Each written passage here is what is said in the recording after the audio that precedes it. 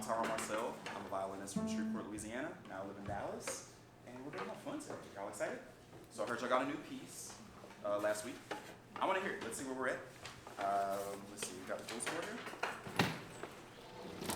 I don't know their tempo. You want to count them off?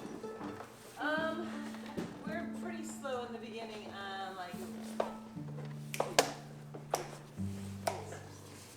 Like we're a little bit like 88, and then we're at 17. Let's go for it. I won't note the whole time, but just to start off. Everybody ready? And we tuned, right? Mm-hmm. Yes. Do we feel confident about our tuning? You think so? Okay. You said pretty slow, didn't you?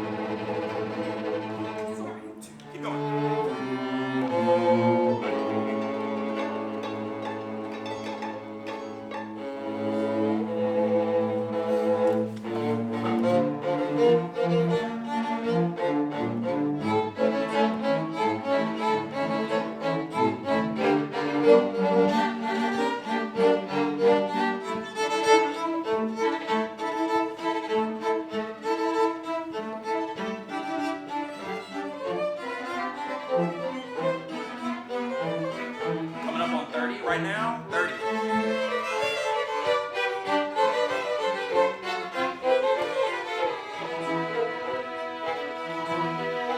35.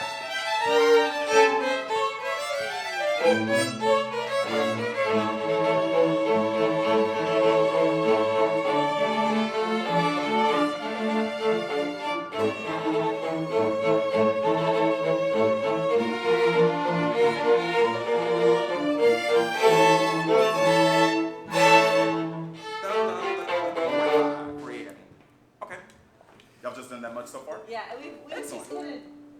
This is 4 pieces, right? Yeah, we've like been in and out and just got it into their taste buds so they can start practicing it a little bit.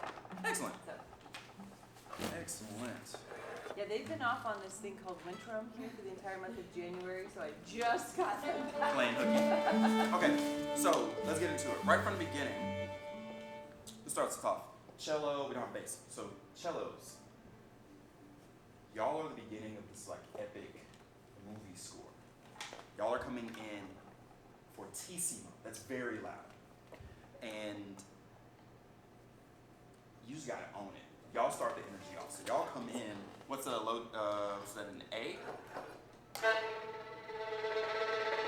There's no crescendo there, but you almost want to increase. Can we just do the beginning, just cellos? Also try to start lower in the bow. And at the beginning of this tremolo, give a little accent before you start the tremolo. Instead of just starting right on it, give a little bite to it. 1, 2, 3, 4. That's what I like. That sets all the other string players up for this epic here, this epic intro. The violin. Y'all doing it in third?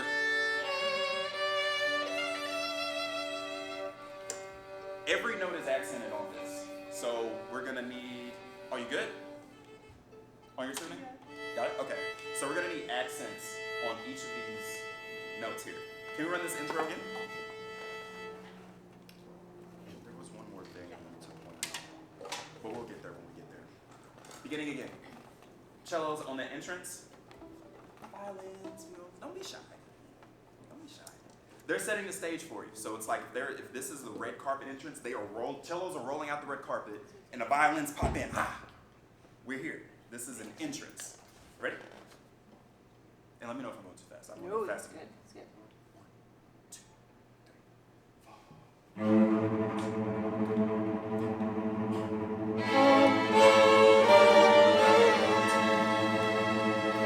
4. Accents.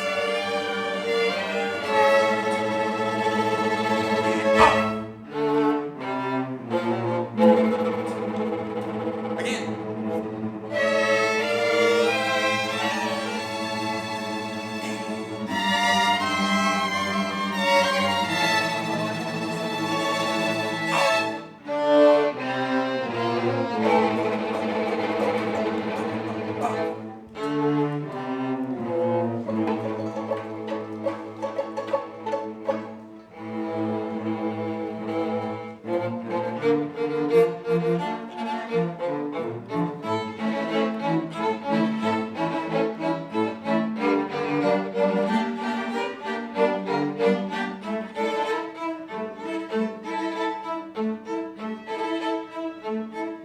Stop there. Excellent. Wasn't that more fun? Definitely on those interests with the accents. So with these Spanish style music, you're gonna come into a lot of, you'll see in your different clips, you'll have a lot of B flats and C sharps coming next to each other. It's very important that when you have these B flats and these C sharps, that the B flat is very low and the C sharp is very high. Depending on your fingering in your instrument, it may be a little tricky. For violins, violas especially, we tend to do maybe a 1-2 situation. You really got to reach up for the C sharp. Little phrases like that. You don't want to be too low on the C sharp, and you don't want to be too high on the B flat. It may even be helpful sometimes to use a third finger instead of a second finger. That's just an overall thing. First violins at measure 17, 18, 19. We got some conleño. Conleño means with the wood. And so we're going to need to turn our bows forward and get a little, go towards the tip. You can do forward or backwards. It's a little easier if you turn backwards, but you get a little. So I was gonna, that's a, thank you for bringing that up, because we've been doing it just bowed because some of them were worried about Damaging the wood? Damaging the wood. What's the best thing to do it on your bow without, you know, do they need to use a different bow if there's a lot of colegno, or, but I love that you were showing them at the tip of the bow. I'm not a huge colegno expert, you know, viola, it's usually tacit through that stuff. Gotcha. I'm not an expert, but we're not banging away at the strings here, so you shouldn't be scratching the wood. If you do it more towards the tip of the bow, it bounces on its own. If you just drop the bow, it bounces on its own. Can everybody try that? You're gonna tilt your bow, so this is your normal. Cellos will be a little different for y'all, but still, you can still do it. Just tilt backwards.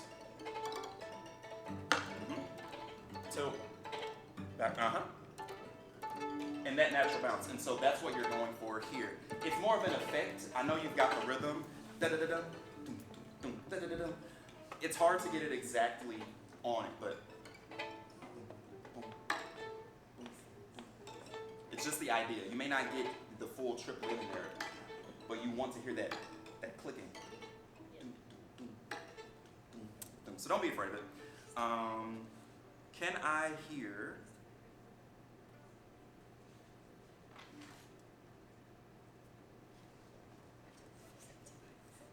Yeah, the viola's about some love right here. I would like to hear 17. Are you playing the bottom? I can go back. 17. Cello is really round pizzicato on this.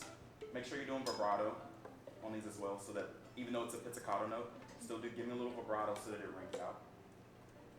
Wait, where are you? 17. Oh, I'm sorry, that's bass that has pizzicato. Okay. Yeah, Y'all are they do. arco. The other class has a bass player, and we'll be combining with them when we get, but we don't.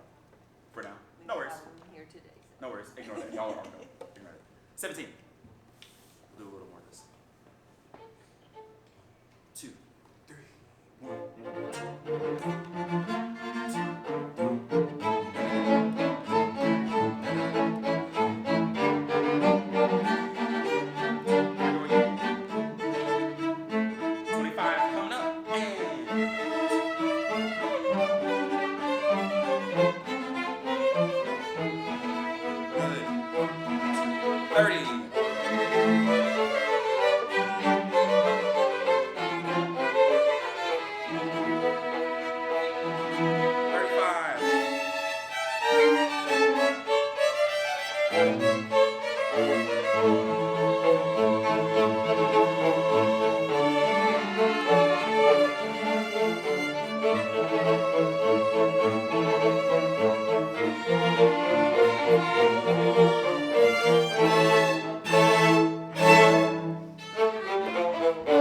Excellent. And that's where we start. So, a couple things to be mindful of. Who are y'all listening to when you play this? Are you listening to yourself? Are you listening to each other? So the common thing is when we play pieces like this, we're so focused on our own intonation that we ignore our other sections. The tempo has been very, very steady here, but if I weren't conducting, I wonder how well the tempo would stay or if we would continue to slow down. There are lots of rhythmic figures throughout this entire thing. That section that we just did, that's all violas and cellos. They are keeping the tempo for the violins, violas, when we come in with this.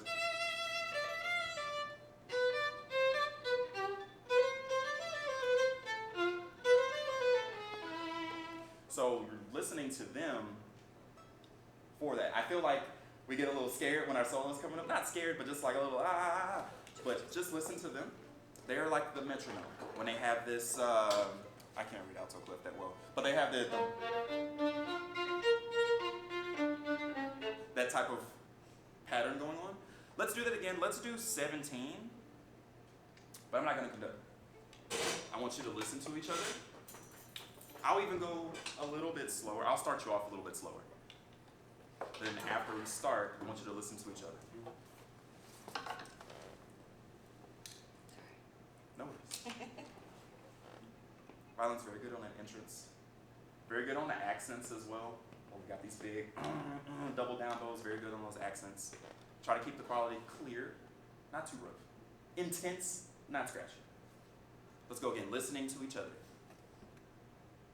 1, 2, 3.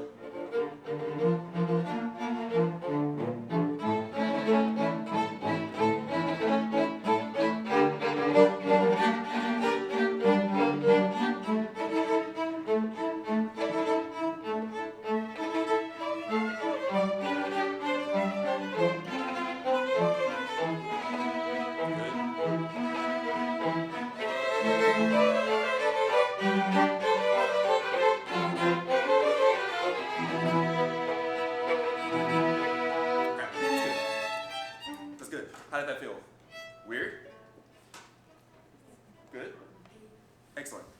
Quick thing first, violins with your conlenium. Don't rush the second one. It's on the second bar, so we've got 1. Oh, that was totally me. No worries. Just don't rush the second one. Wait for it. Boom. Da-da-da-dum. 3. 1. Da-da-da-dum. 3. Let's do, I want to hear this melody with the first and second violins here at, where are we? So it's not the first time, it's the second time at 30. Slowly, please, for intonation. Let's go note by note, starting on E. Well, E and C. And we're just going to note by note. Ready? Go. Just listen. Good. Next note.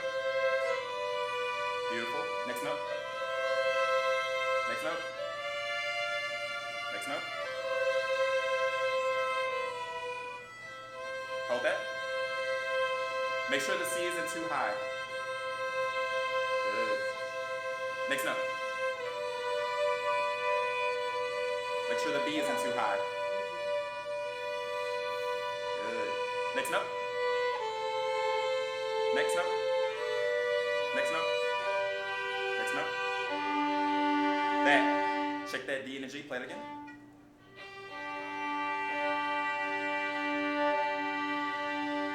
So, with these intonation things, they've got an open D string. They can't they can't adjust their intonation here. So it's very important for the first violins that we don't play the G too high because it makes them sound, it makes it sound out of tune, but they can't do anything about it. So we've got to make sure that your G, play your open D. So we've got to make sure that our G's are not here. This is too high. Good. Good. So keep that in mind. When y'all have that solo, y'all are playing together. Y'all are all, every note is in harmony. It's moving chords. And especially if you've got some open strings there, you want to make sure that you're being mindful of your partner because they can't fix their intonation on all the notes there. Excellent. Is there anything that you wanted to touch on specifically on this piece? No, actually. Y'all, I mean, for a week, y'all are doing excellent. Y'all just got I this. just jump around a little bit. Y'all are doing awesome. The 6/8 in the end. Is this towards the end?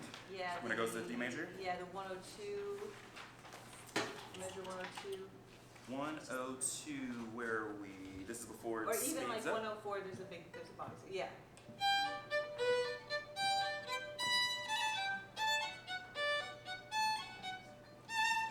Okay. Is that swallowtail?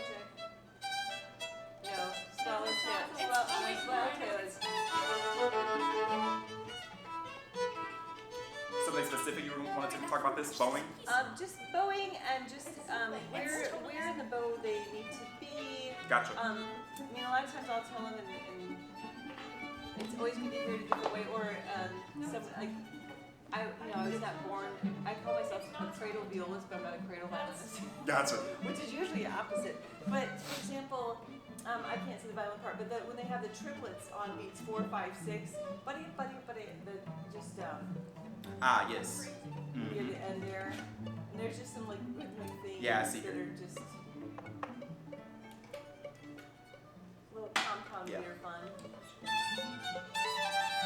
Yeah.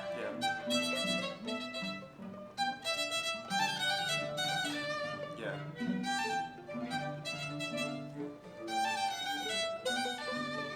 Okay. So let's listen. Let me listen, and then we'll go over some more things. Let's do 104, please. Yeah. We're not super fast on here. Excellent. 1, 2, 4, 5.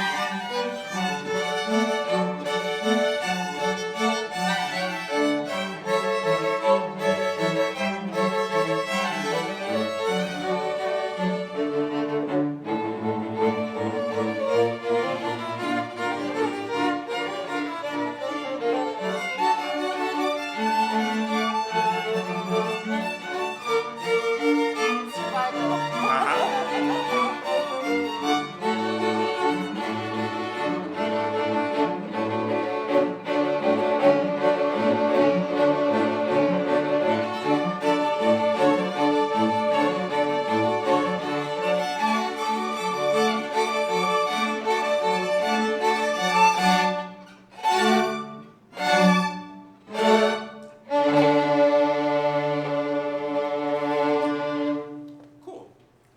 Okay, let's start from the end and I guess work backwards a little bit. So very end, we got a forte piano. So that accent there, we're gonna start low and get big. It's like it's a very big accent. Y'all are doing down up there? Yeah, up down. And up at the end? Yeah, it makes it really easy. So use that down bow. And then the up bow is your release at the end there. Excellent. So y'all do scales in class. So this ending here, this ending section is a lot of scales and arpeggios. This is all D major. So practicing D major scale and D major arpeggios will help you so much.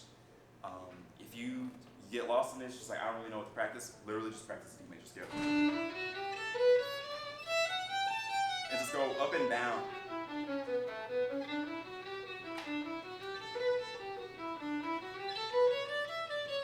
Just noodle around the D major scale. It doesn't have to be just, because the music isn't always like that. You'll jump in the middle of a scale. You may start here. That'll help you as well. In terms of bowing, you've got a lot of work to do here. There's lots of string crossings and things like that. You want to make it easy for yourself. I would stay more towards the low middle for my violins, violas, all of this. I'm not reading it right now, but all that, I would stay here. I would be, don't get stuck up here. You have no room to go. When you have your long notes, you're out of bow here. When you have you have nothing left. And you have to sneak in the up bow and then your bowing gets off with everybody else. So I would stay very low in the bow, as low as comfortable, that is comfortable for you. You have to do less work here. The weight of the bow will carry a lot of these 6/8 forms, these triplets.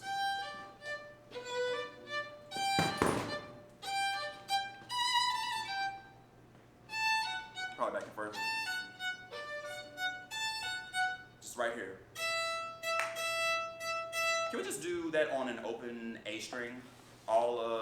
Same for cellos as well. I want y'all to be lower in the bow here for a lot of this. You get stuck here, it's harder for you to hit your accents and things like that. Let's do open A. Don't have an A string. The high string. Let's do open A's for everybody. And this is just to practice being in the lower part of the bow. We're just gonna do a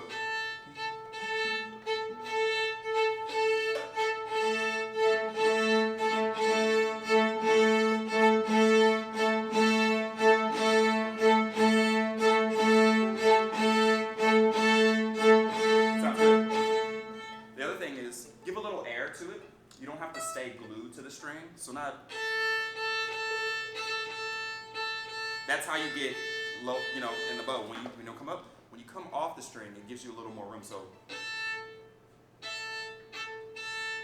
that up bow is like it's a brush. Even for cellos. Make that up bow a little brush, really like bum, bum, bum, bum, bum. It's supposed to be light, kind of airy. You want to switch to cello today? Well, fun fact, I'm making all the violins learn how to play viola on Brandenburg number 6, so that has been our other project. Excellent, excellent. You want to play some of that? No. No? Okay. I mean, you guys aren't ready for that yet, right?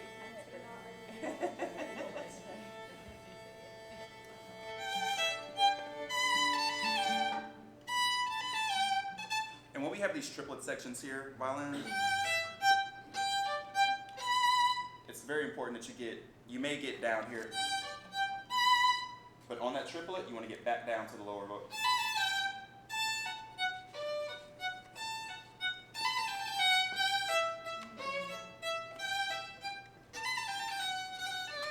I'm not playing right now, but yes. You guys, I geek out about bow grips a little bit.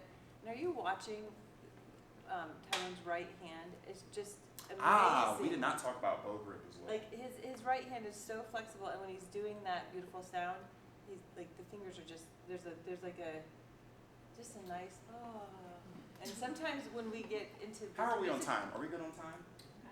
It's 9:54.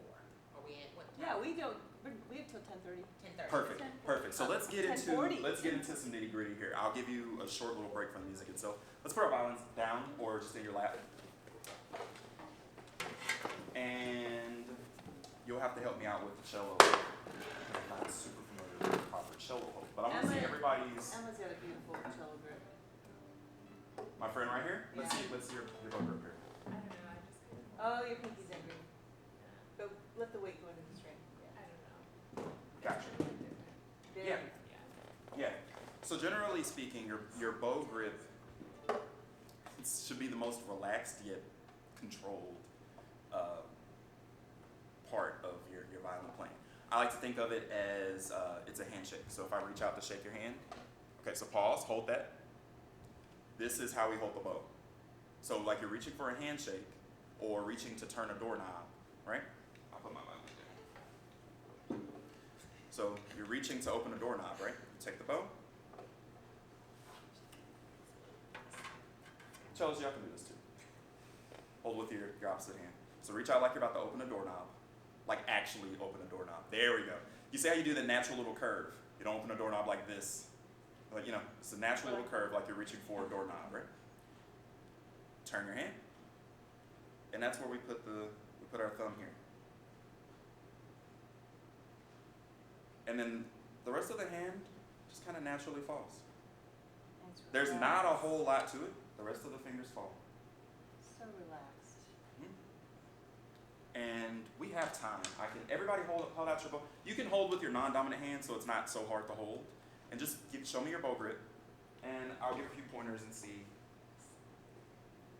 It's important that you keep your thumb with a light bend as well.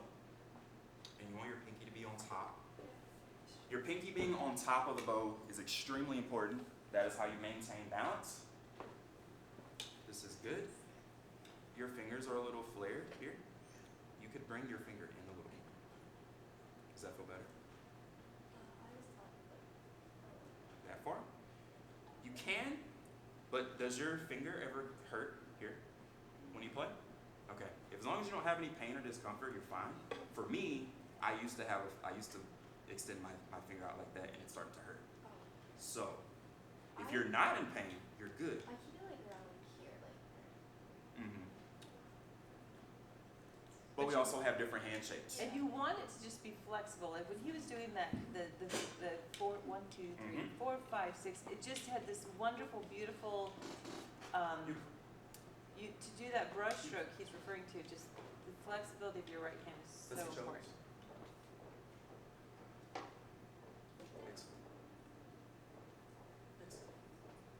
And remember the weight is going into the string, right? Excellent, excellent, excellent.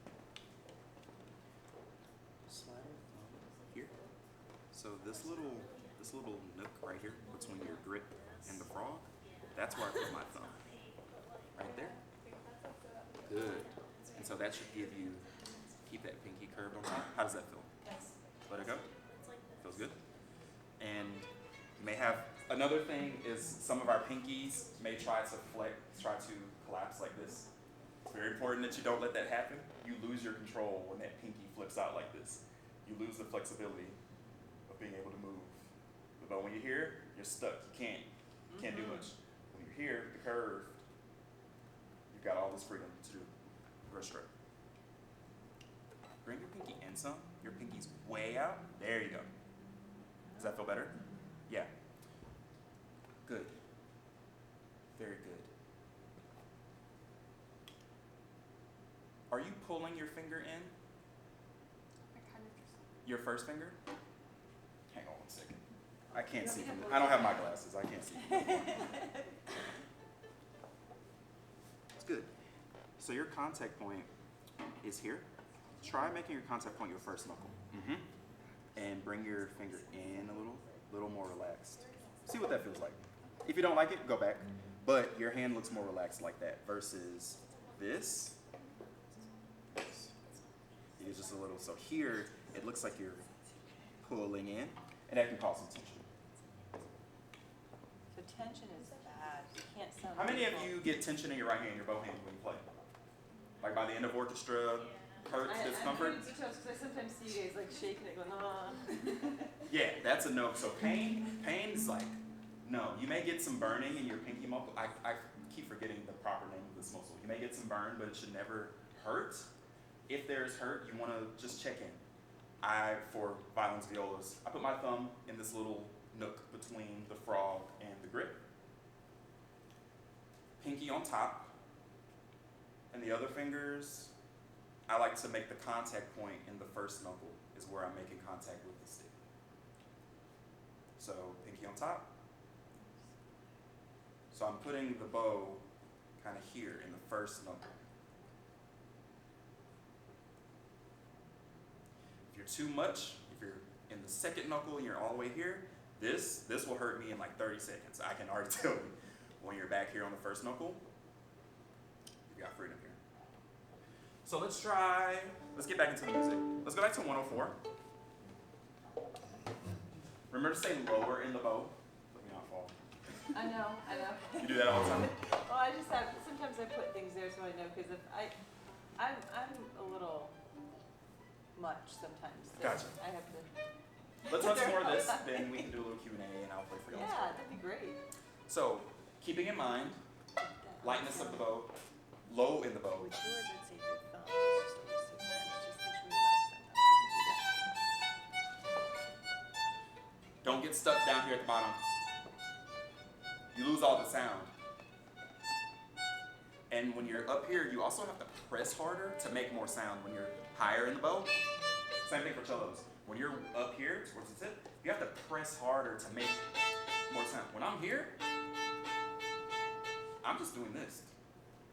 The weight of the bow is making all of the sound. It sounds like I'm doing, but I'm just,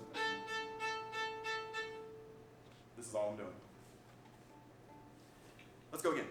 104. Not too fast.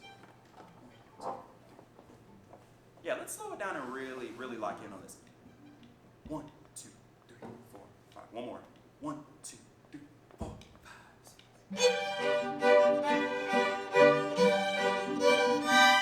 Low in the bow.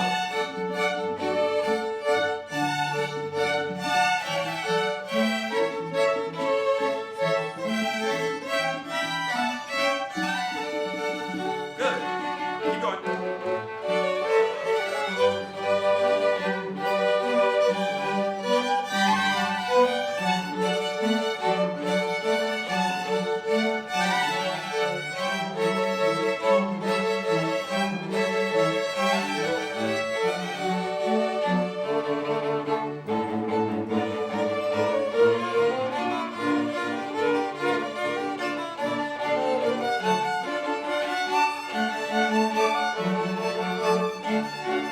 Push through.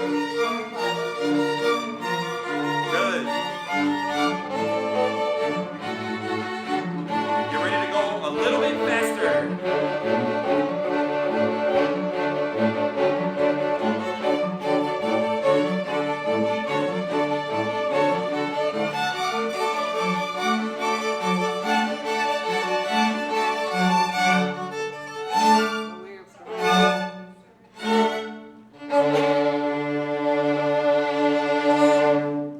Good. So yeah, you know the little spots where there's little intonation things that you need to work on. But overall, the harmony's there. Violins, don't forget that. It's going to be very easy to get locked in. You're still learning the music. But once you get those notes, be very careful that we don't get stuck down here. Especially here, it's very easy if it's...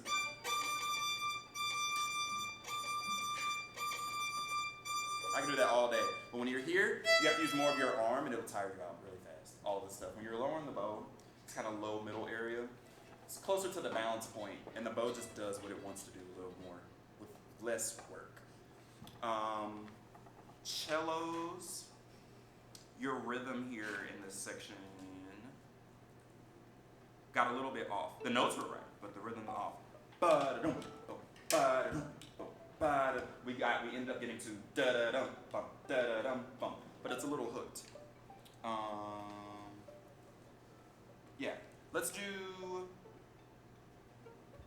cellos at 112 real quick, and then we'll wrap up. Cellos at 112. 1, 2, 3, 4, 5, 6. Da-da-dum, bum, da-da-dum, bum. Don't rush it.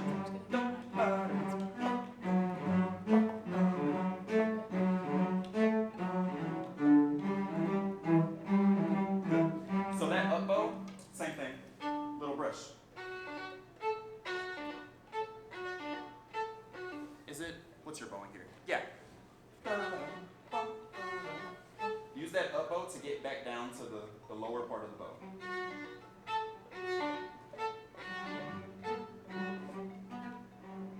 And when you do your down bow, don't be scared. Dig in there. It's a dance. They can't dance if they don't hear the downbeat. You gotta hear that. That's how they know when to take their step. Let's do that again real quick. 1, 2, 6. Very big up bow.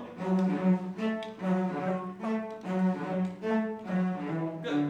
Let's do everybody at 112 real quick. Let's do 112 down. We can stop right on 120. 112. 1, 2, 3, 4, 5, 6.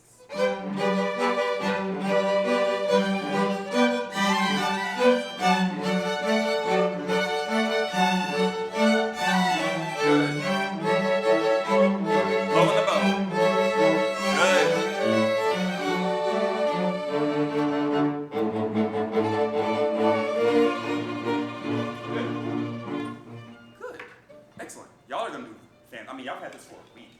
Intonation is very, very good. I think what will help you the most is violin staying low in the bow, so you can do less work. Don't you want to do less work? Yeah. Stay lower in the bow so you can do less work on these. Cellos, don't be afraid to carry that rhythm. The bass is very important in this type of piece. So y'all are carrying the fun. Y'all are dun, bum, ba, bum, ba, da. Everybody is floating on top of the bass line that y'all have. You can even get a little cello sway going in. Ba, ba, ba, right? Any questions about this piece? Okay, we can be done with that. Give yourself a round of applause.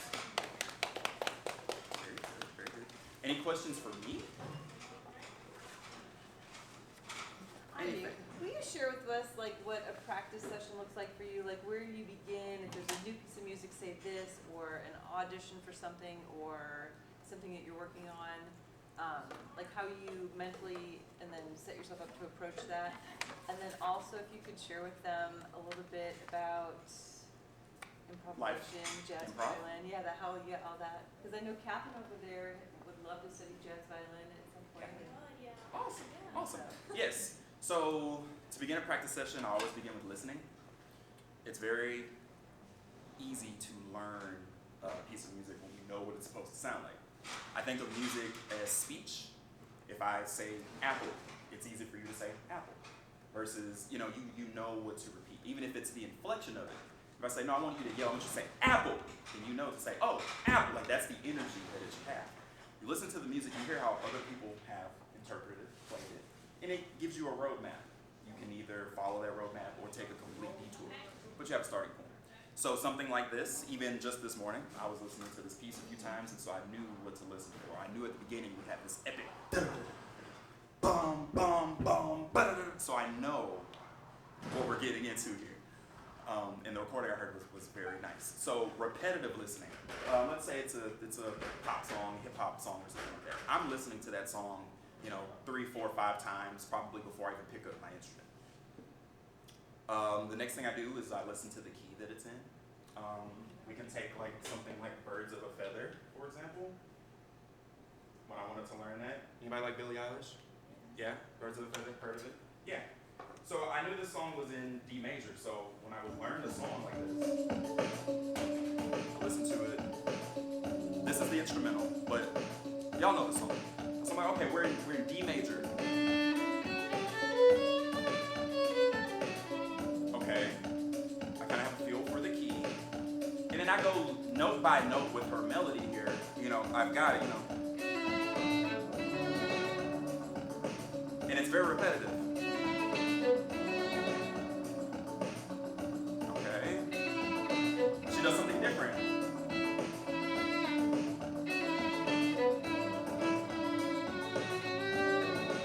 And her chorus is the same note, F sharp.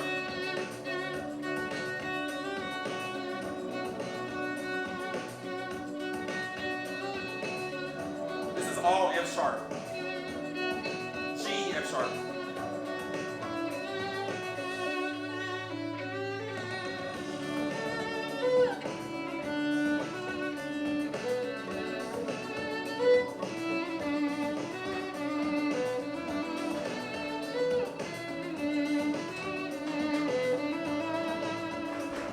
I will run that over and over again until I get it right.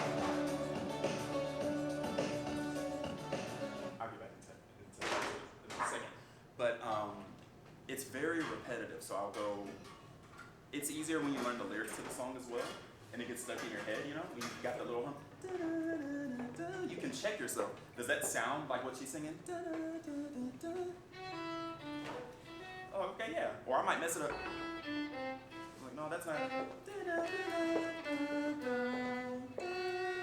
You go note by note until you get it and you put it all together. And over time, when you first start, it's a very tedious process. You have to go note by note figuring out what it is. But after doing it so many times and so many times and so many times, it gets a little easier. You start to notice patterns and melodies and things like that, noticing the chord progressions as well. And so yeah, I started doing covers back in college. Just different stuff. So Rihanna, The Weeknd, SZA, way back. Well, I I don't know how old you are now, but when she dropped Love Galore, I did a cover of that in my dorm room with a dimly lit lamp. It was terrible video quality, but I was, just playing Love Galore.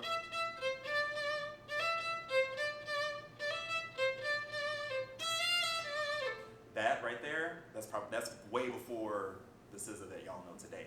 But she saw the video, retweeted it on Twitter, and I was hanging out with friends and my phone was just I was like, is my phone broken? Like, I know I got an Android, but dang. And I looked and I see notification, SZA retweeted your video. I was like, whoa.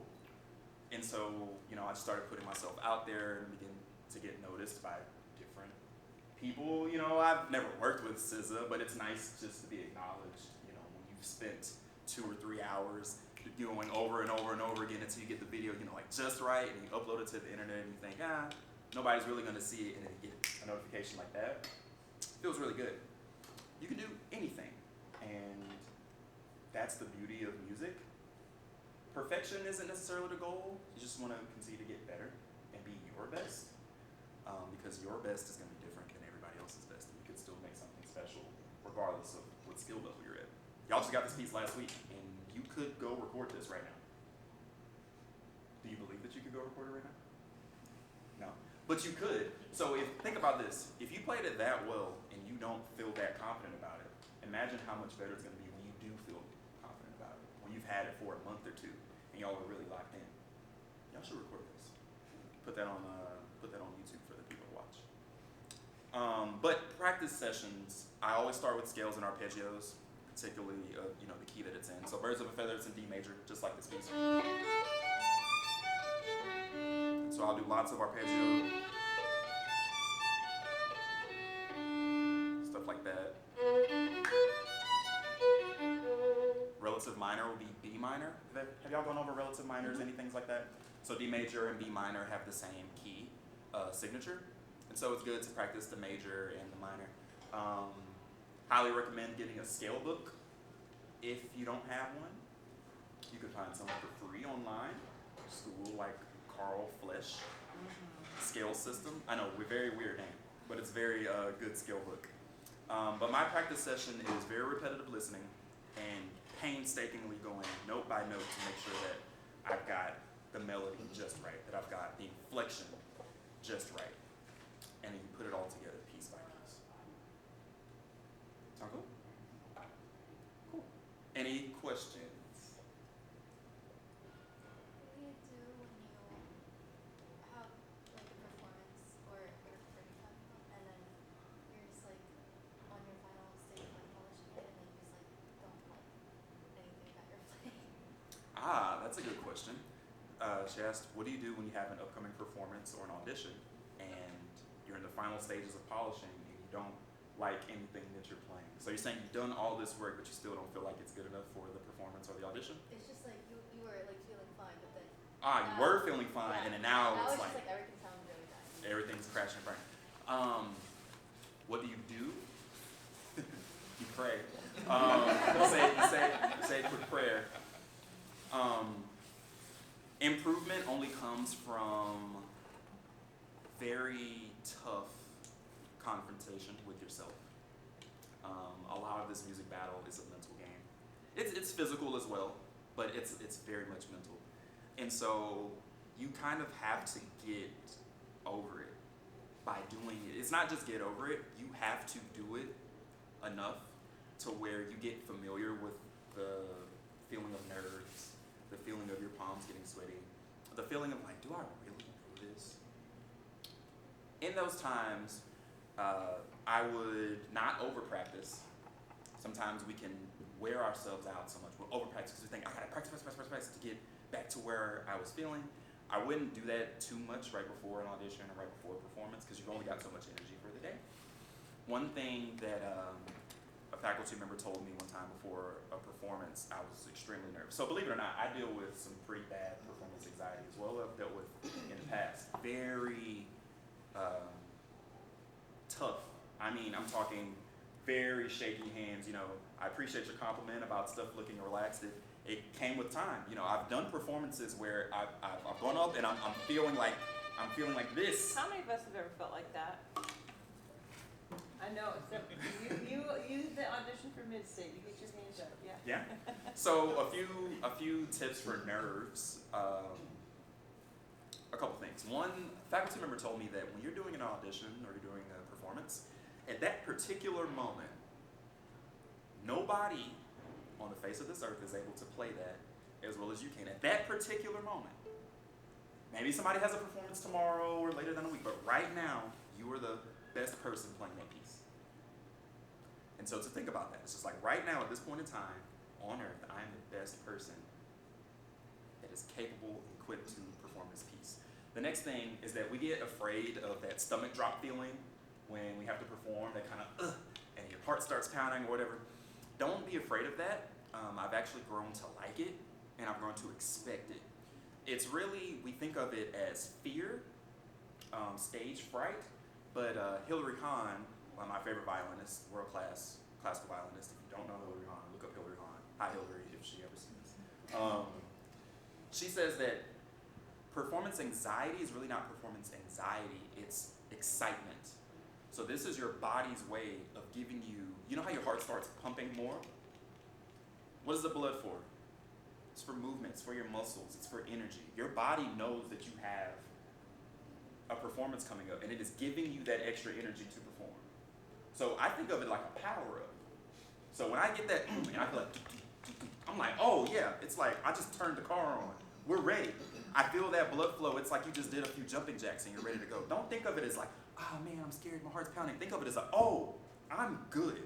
I have more energy, I got more blood flow. I think of it as a shortcut to your warm-up. When you warm up, what do you try to do? Get your body warm, get your blood flowing. And your body does it automatically. Because you know that you have a performance coming. It's like, dang, thanks, brain and heart. So don't be afraid of it. Think of it as a power-up. And when you reframe your thinking about it, you won't be afraid of the nerves, because we try to think of like, what do I do to not be nervous? Versus thinking about how can I use this energy in a productive way and not let it get trapped in my body with tension. You know, if we're singers, we may fold in on ourselves. Even string players, we may play into ourselves instead of out to the audience, to the microphone that we have. So when you feel like things aren't good enough, don't judge yourself, never beat yourself up. You have to compliment yourself. So you can be critical in a practice room of things that, problems that you want to fix, but when it's time to perform, it's too late. There's no time to critique yourself. You want to compliment yourself mentally on the things that you do feel good about, so that once you go out to the stage, you're only thinking of the good things, you're not thinking of the bad. Critiquing yourself at that point won't fix them. You want the better parts of your playing to shine. So yeah, think about nerves as a power-up, not as something to fear or to try to prevent, because you can't. It's a natural instinct that when you perform, you're in a vulnerable state and our bodies feel like we're under attack, so you get a little bit of that fight or flight freeze. Maybe we can find a way to, it's a work in progress, it takes time, but the more you do it, the easier it gets. But just remember that your body's giving you energy that you need. It's not malfunctioning or anything like that. Don't try to not be scared. If your palms are sweaty, just wipe your hands off. If your heart's pounding or whatever, just do a little stretch just to keep your body loose. You don't want to get tight anywhere, because that tension will travel through your whole body. Just stay loose, just like an athlete. We're athletes at the end of the day. Everything we do is very technical. It's very detail oriented. So, hope that answers your question. Yeah. Be kind to yourself. That's the most important thing. It's supposed to be fun at the end of the day. How many of you signed up for orchestra to not have fun? Exactly. So when you're feeling nervous, just remember, I'm supposed to be enjoying this at the end of the day. So I promise you, when you look back 10, 20 years from now, you won't remember, that performance or whatever. You may record it or whatever, but it'll be a fun memory for you. So have fun with everything you do. Just have fun with it. Yeah? Are we good on time? Yeah. Okay. Any other questions? Catherine has one. Yes. Did you start playing like classical violin? And how do you? Oh yes, to talk about improv. So I'm classically trained. I started off with classical. when I got to college. So I started when I was 14 in middle school. Yeah, straight classical trained. I did a lot of Suzuki. I'm sure y'all are familiar with Suzuki. Lots of Suzuki. I didn't do the proper Suzuki class. My teacher, my first year playing, after 6 months, she gave me Suzuki Book 5 and turned to the last page and said, hey, learn this over the summer. I said, what? Which, if you don't know, that's Bach double. Oh, Yeah. I was like, Miss Provenza, I've been playing for like 3 months. What do you mean? She's like, you can do it. I was like, ah. She's like, you can do it. She gave me, I skipped 1, 2, 3, 4. She gave me Suzuki, so all summer, that's what I worked on. Anyway, get to college, I decided to study jazz. And so I got to study improvisation with different faculty members. That's a trumpet player, pianist, and a saxophone player. And we study all type of things, just ways to get around keys and stuff. So if we just get back into like birds of a feather, for example. The cool thing about improvisation is that you can take the melody and do your own thing with it. Hold on, I don't know where I'm at in the song. So for birds of a feather, for example, this is the melody. I'm like, okay, I can add a little bit to that. You can add your own thing. Add your little noodles in.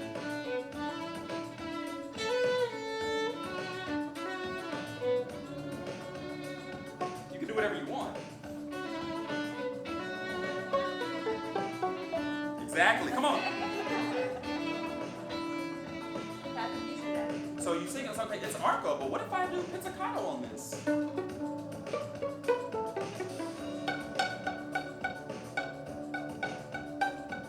Okay, you can change the rules.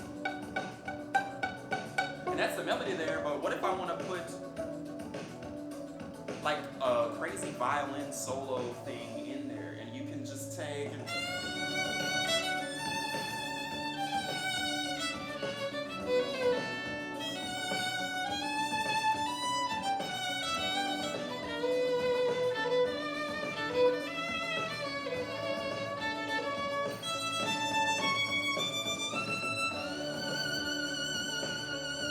so the beat is just like this canvas, and you get to paint whatever you want over it.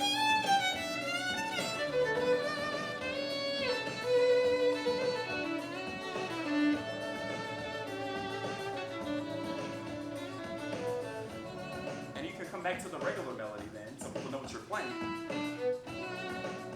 You can change the rhythm if you want to.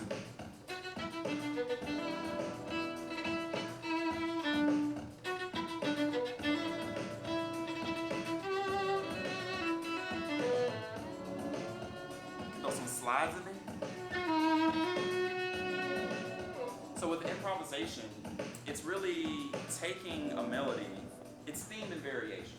You take a melody and you add your personality to it, and you learn techniques to do that. Whether that's taking one note and then playing one note above, and then maybe you go a little bit higher. It's very important that you take the notes of the scale and you can play whatever you want. I'll put you on the spot right now. So you know your D major scale? Oh yeah. Let's take our D major scale, and what I want you to do,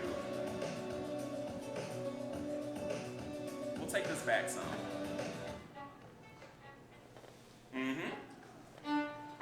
So what I want you to do with the D major scale, take some random notes and just play eighth notes with me. Eighth notes like this. Make up whatever you want. Go for it.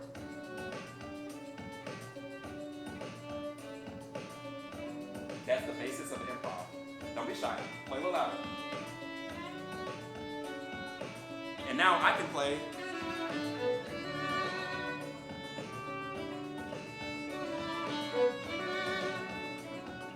See how that works? Can I get some pizzicato, Miss Laura?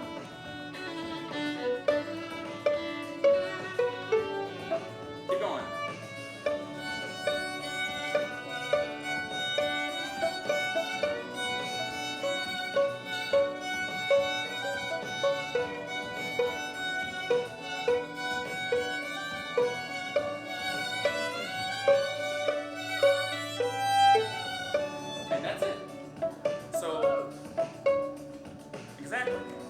so you start there. So you've got a good foundation. So I told you, you know that the key is D major. And so you know automatically you have all the notes in a D major scale to play with. Do y'all want to try that as well? I think you should. Cellos?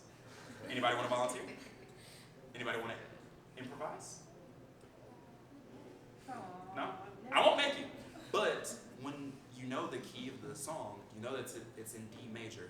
And so you pick any note in a D major scale, you're pretty much good. You can just play the D major scale and it'll just work.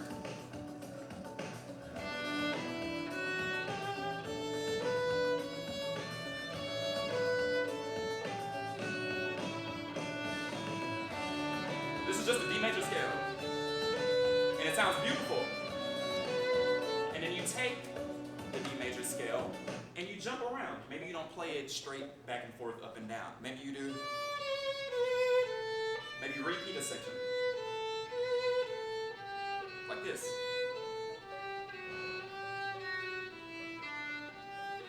Which is kind of what you were doing. You're taking different parts of the scale and going up and down. So that's the basis of improvisation. When you start to learn the chords, so you know the key of the song, the next step to improvisation is knowing what each chord is and improving based off that. So the first chord is a D major chord. The next one is a B minor chord, which is E, D, F sharp, B. And so you know, okay, I know I have these notes to kind of play around with. And then you can take all the tricks that we have with violin, like our trills, our tremolos, our pizzicato, the way that we can slide on our instrument. A piano can't do that, but we can. They can't do that. So I studied that for 4 years. I took, from trumpet player, pianist, and all that stuff, lots of different jazz things. And I can point you to some resources to get into if you want to start learning improv. The best way to learn how to improvise is to find other people who have done it and learn their solos. Literally find somebody that's done and just copy. It's called a transcription. You listen and you repeat. And that will take you so far. I had to do that all the time in college. So it'll free you up. With classical music, we're very locked onto the page.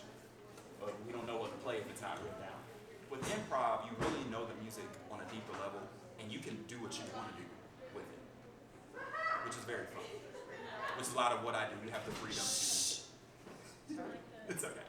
Middle school. Are we good on time? Yeah, middle school's on a different schedule It's from us. 10:30, They, okay. they sometimes forget to be quiet when they come through, so It's okay. It's okay. passive aggressive. Yeah.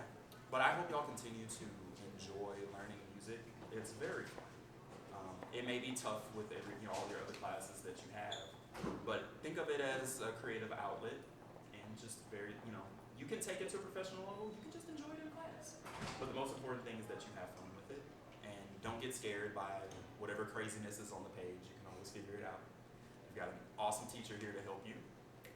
And thank y'all for having. Any questions? Anything else? Anything.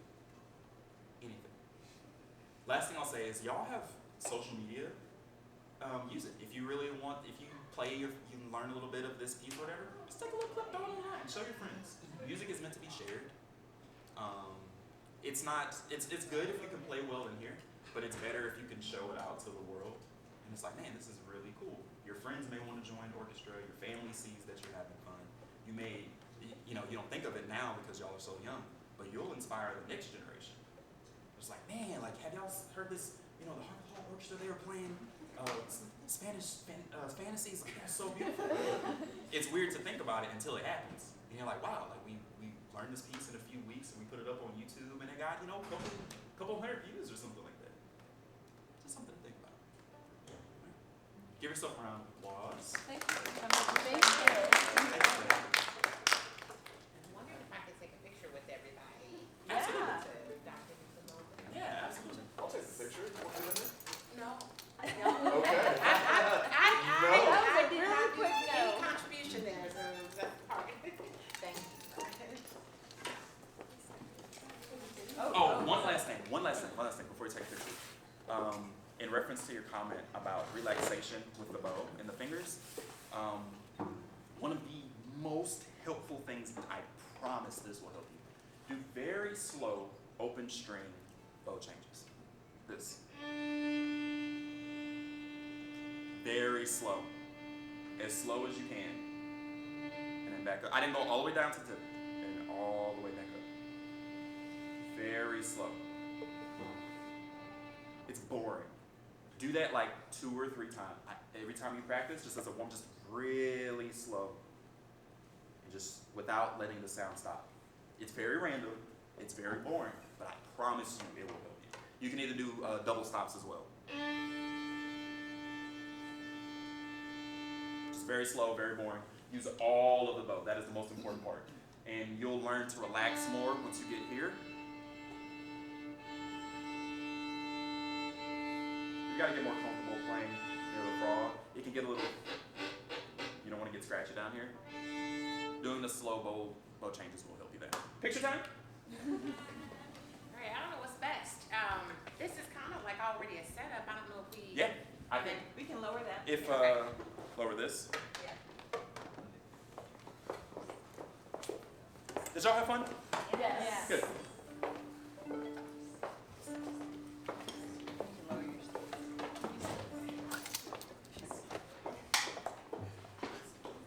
Man, the time flies. I'm like, I feel like I just got here. I'm gonna send you guys want to Do you want to come up? Do you want me to?